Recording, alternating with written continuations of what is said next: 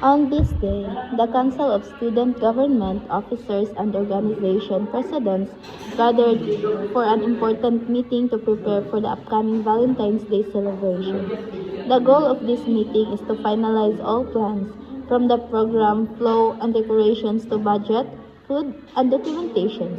Through teamwork and cooperation, the Council aims to create a fun and memorable event for all students. Let us now begin the meeting. So let's bow our head for the opening prayer for those Catholics and Apostles.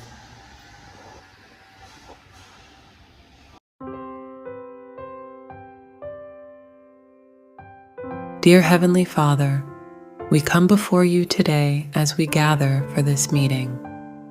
We acknowledge your presence with us and seek your guidance, wisdom, and understanding as we discuss important matters. Grant us clarity of thought and open our hearts to listen to one another with respect and empathy. Please help us to communicate effectively and work towards a common goal. May our discussions be fruitful and our decisions align with your will. Bless each person present in this meeting. Strengthen us with your love and fill us with your grace. Please give us the courage to speak truthfully and the humility to accept different viewpoints. May we find unity in our diversity and work together harmoniously.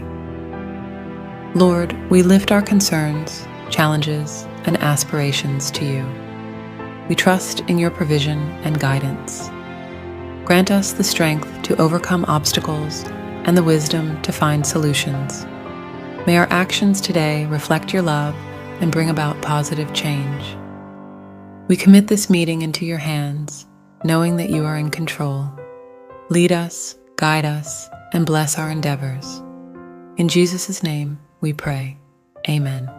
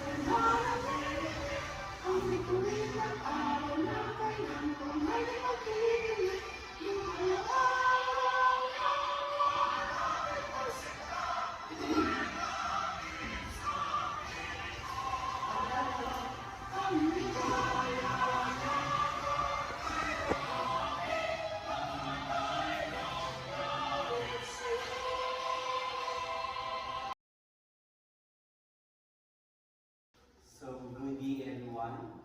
Thank you for attending this meeting. Our main goal today is to finalize our Valentine's Day celebration plans.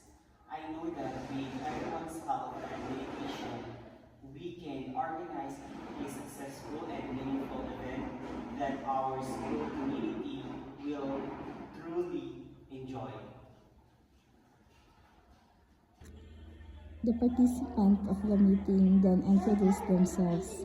Each member stands and speaks clearly.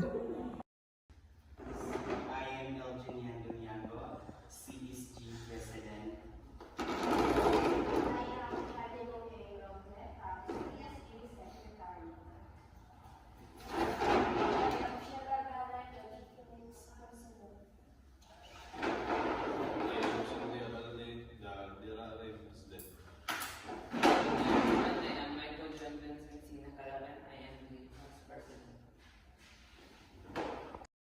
The next part of the meeting is the approval of the minutes and the previous meeting. Good day, everyone. I will prepare now to present the minutes of our previous meeting held last week. During our last meeting, we talked about the following points. First, the proposed date and time for Valentine's Day event. Second, possible venues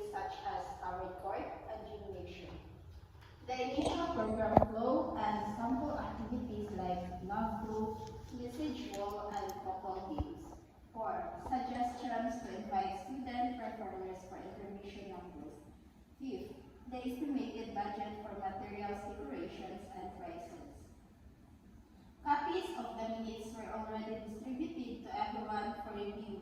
May I ask if there are any correction or comments?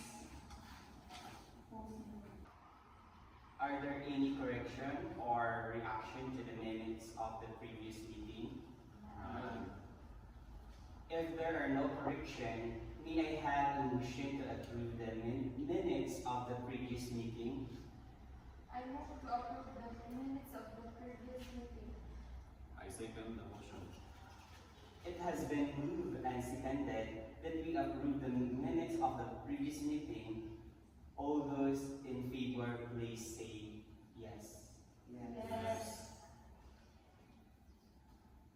Any opposed?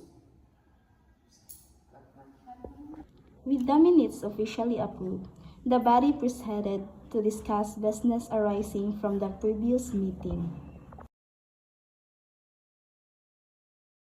The Secretary reported that there were no unresolved issues from the last meeting. Most suggestions were already considered and included in today's agenda. The Council then moved on to the main discussion.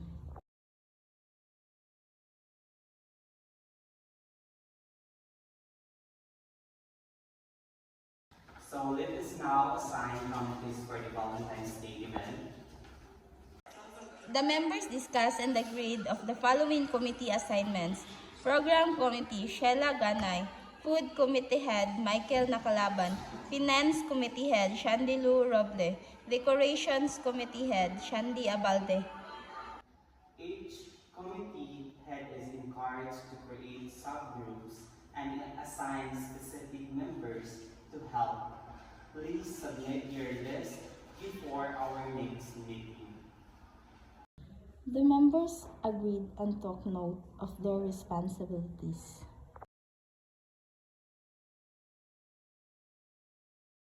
For the budget, we propose that each organization contributes a small amount to cover food, decorations, prizes, and tokens. The estimated total budget is 5,000 pesos. A detailed breakdown will be presented in the next meeting once all contributions are confirmed. Thank you, Shandi. Let's make sure receipts and expenses are properly recorded.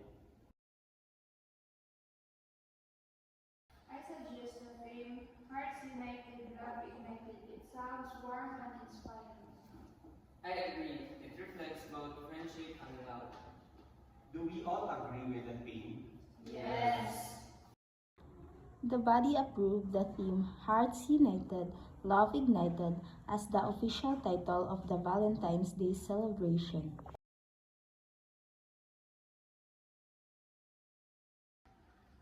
To make the event more interactive, we will invite students from different year levels to join games, performances, and both activities.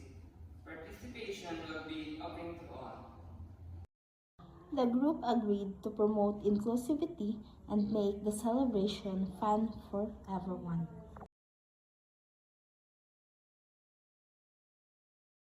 We will prepare simple prizes for winners of games and give tokens of appreciations to our performers and guests. So that's a great idea. Let's keep the prices affordable but meaningful.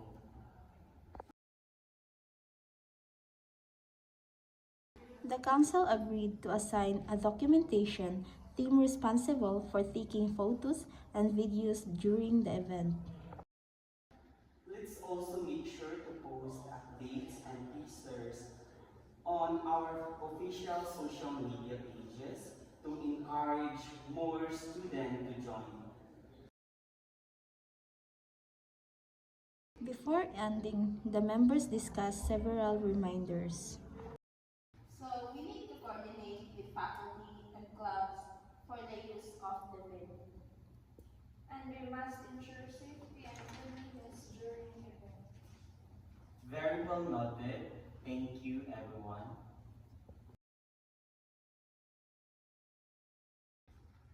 If there are no more matters to discuss, this meeting is officially adjourned.